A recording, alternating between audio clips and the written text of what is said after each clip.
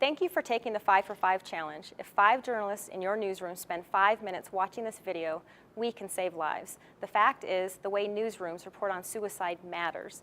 Joining us to explain why is an expert from your field. Kevin Benz is a 30-year veteran of broadcast, cable, and online news. From photojournalist to news director, he's led some of the most innovative newsrooms in the country.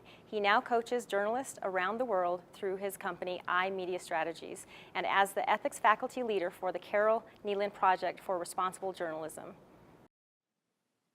I'm Kevin Benz with the Carol Nealon Project. When I walk into a newsroom and I ask, what are the most difficult stories you cover? Nearly always suicide will come up, and there's a good reason for that. Because suicide contagion is real. If we're not careful about the words and the photographs that we choose, people who may be considering suicide could actually carry it out based on a news story that we do. That's a frightening prospect. Our principle of minimizing harm is important here. It's important to consider. It's also important to consider that suicide is one of the least covered health issues in our communities. Take a look at these statistics. CDC research shows that just recently, suicide overcame homicide as the #1 cause of non-accidental death in teenagers in the United States.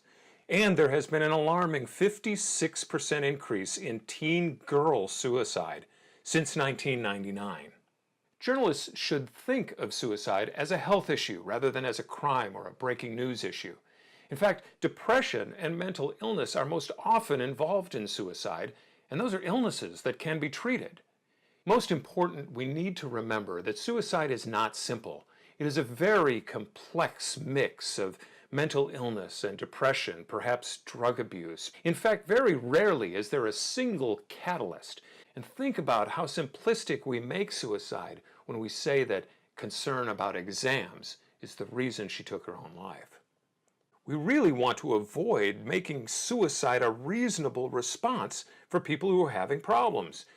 In this story, we learn that a couple in their 50s jumped 9 stories off a building to their deaths. And we also learned that they were struggling to pay their bills. This story to someone who is in financial crisis could make it sound as though suicide is a solution to that problem. We also learned that they left a suicide note before jumping. Suicide prevention experts would tell us that we want to avoid talking about what's in a suicide note. Instead, we might say a note was found at the scene and is being reviewed by the medical examiner. Photos can be particularly problematic. These are a series of photos from Kurt Cobain's death scene where he committed suicide. Obviously, we want to avoid showing photos of the suicide scene. We certainly also want to avoid showing the bodies at that suicide scene.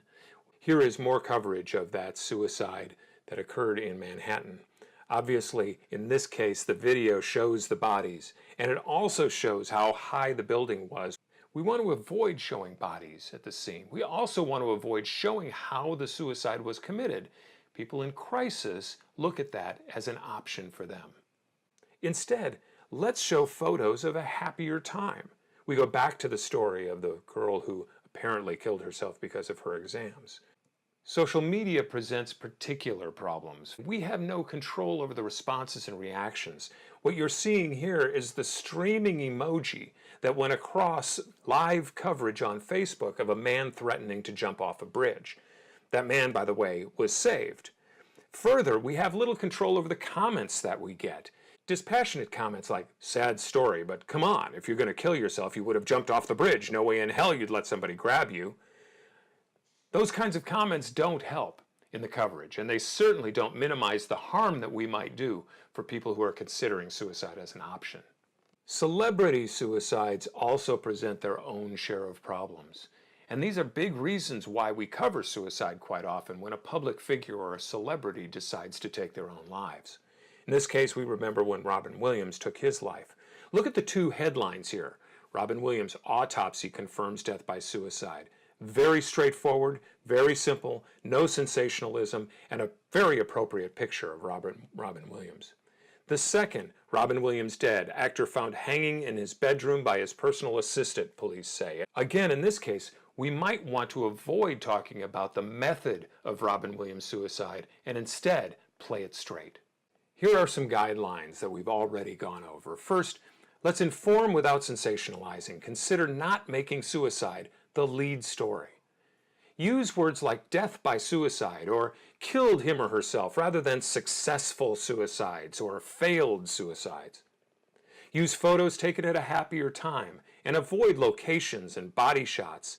Reporting on suicide is important as a health issue, but don't report on it as a crime or breaking news issue. Remember, suicide is never simple. We can't make assumptions about why a person chose to take their own life. In fact, it's a very complex situation that they may be in, involving depression, involving mental illness.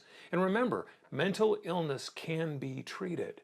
So avoid describing the act as a result of one single event like poor grades, or breaking up with a partner, or financial problems. If a note is found, go ahead and say so, but let's avoid quoting it. And always include the warning signs friends and family should look for, and what friends and family should do if they see those warning signs. Suicide is an important health issue in your community, and it deserves coverage beyond just the death of a celebrity or the death of a public figure. This is one story in which you can educate your community and literally save lives. Please feel free to reach out to Kevin anytime your newsroom needs guidance on responsible reporting of suicide. He can be reached at the phone number and email on your screen right now. When you do need to report on suicide, please include resources to help be part of the solution. The National Suicide Prevention Lifeline is 1-800-273-TALK. SuicidePreventionLifeline.org even has a chat online feature. Anytime you let the public know about these resources, you are helping save lives. A great online resource for your newsroom is this website, reportingonsuicide.org. And now help us out. Challenge 5 journalists in a newsroom near yours to take the 5 for 5 challenge to save lives.